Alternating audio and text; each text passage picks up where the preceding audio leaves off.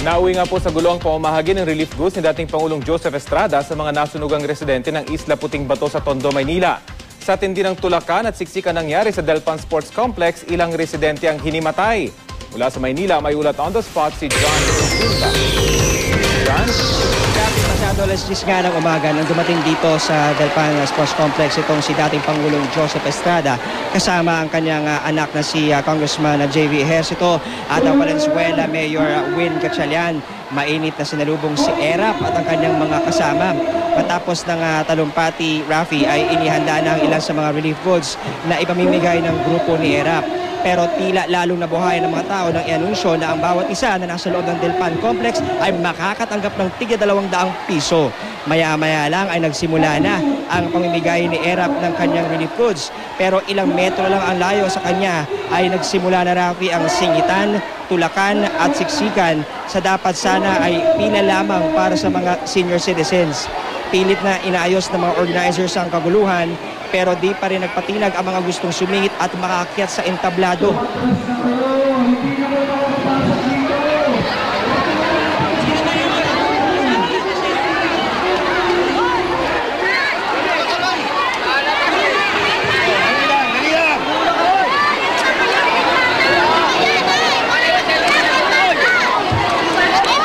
Saglit na itinigil ang pamimigay para makaalis si Erap sa gusali para sa kanyang susunod na lakad.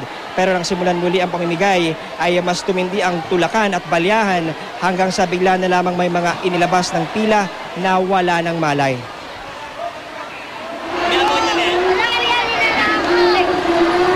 Kabilang dito, Rafi, ang isang babae na 5 buwang buntis pala. At ang kanyang nais lamang daw ay makaakyat sa entablado para makakuha ng konting relief goods para daw sa kanyang pamilya at magiging anak.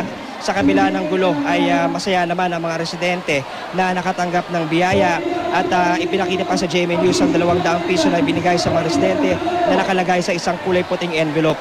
Nauna rito, sa oras na to, Rafi, ay tuloy-tuloy pa rin itong pamimigay ng relief goods nga dito sa mga residente sa Delpan Sports Complex. At sa ngayon ay naibalik na itong kaayusan dito sa kanilang ginagawang pila.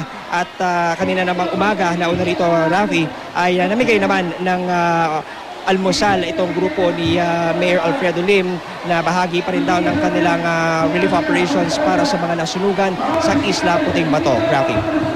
John, meron bang naging reaksyon si dating Pangulong Joseph Estrada doon sa nangyaring kaguluhan? Nandun pa ba siya kanina at nakita niya yung kaguluhan? Rafi, doon sa kanyang kinalalagyan ay hindi niya gaanong tanaw dahil nandito siya sa may bandang kanang bahagi ng entablado at yung pila naman ay doon sa may bandang lower side. So medyo natatabunan ng ilang mga taong nasa stage at yung mga tao naman ay siksikan doon sa may entrada kasi para siyang nagsilbing imbudo dahil mayroong dapat isang pila lamang para sa mga senior citizens pero naging bigla itong nagsanga sa apat sa dami ng gustong sumingit at makaakyat sa entablado at nung subukan nga talagang lahat ng paraan ay ginawa ng mga marshals para ayusin yung pila pero yung ilan sa ating mga kababayan dito talagang nagpilit na makaakyat at ang nais lamang daw talaga nila ay makakuha ng konting tulong dito sa taas dahil talagang hirap na hirap daw sila na medyo naipit din tayo dito, Rafi, nang sinubukan nating bumaba para habulin sana ito si dating Pangulong Joseph Estrada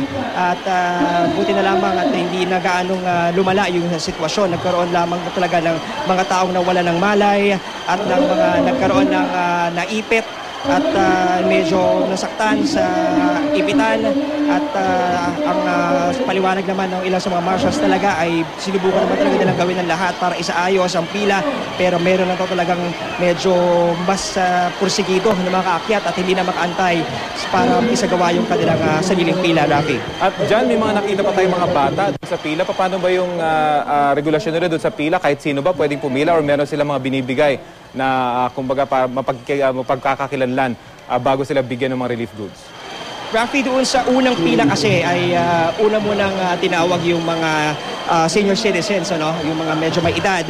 At nakita natin to maayos yung pila nung umpisa. Kaya lang nung nagsimula nang ang paakyatin, at yung ating mga senior citizens bigla na lang dumagsa papunta dito sa may bandang harapang bahagi ng entablado doon sa lugar kung saan umaakyat yung mga senior citizens at humalo na doon sa pila itong ilang mga residente na hindi pa dapat aakyat nang sila nga ay subukang pigilin ay hindi na nga na sila naawat sa sobrang dami talaga, Rafi, nung gustong sumiksik at umakyat buti na lamang talaga at medyo naging mahinahon pa rin yung ilan sa ating mga kababayan at hindi na nagpumilit lalo na yung mga nasa likuran at hindi na itinulak yung mga nasa harapan nila at kahit paano na isaayos din yung pila.